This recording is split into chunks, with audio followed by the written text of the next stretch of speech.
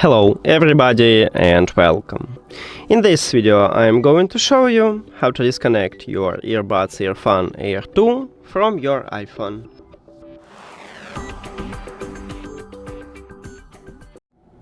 You have to start by open Settings and then go to the Bluetooth.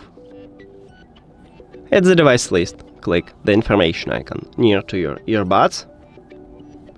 And at the third line we have a button Disconnect. You need to tap at this button.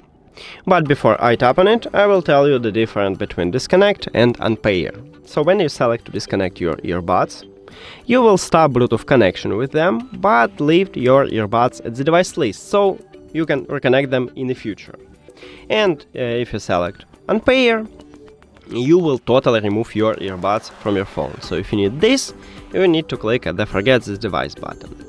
But let's disconnect them, so disconnect, and as I said, I stop Bluetooth connection with them, but still have them at the device list, and I can easily reconnect them by just tap on them. That's it! Thank you for watching this video. If you found it helpful, please consider subscribing to the channel and leave the like on the video. See you later!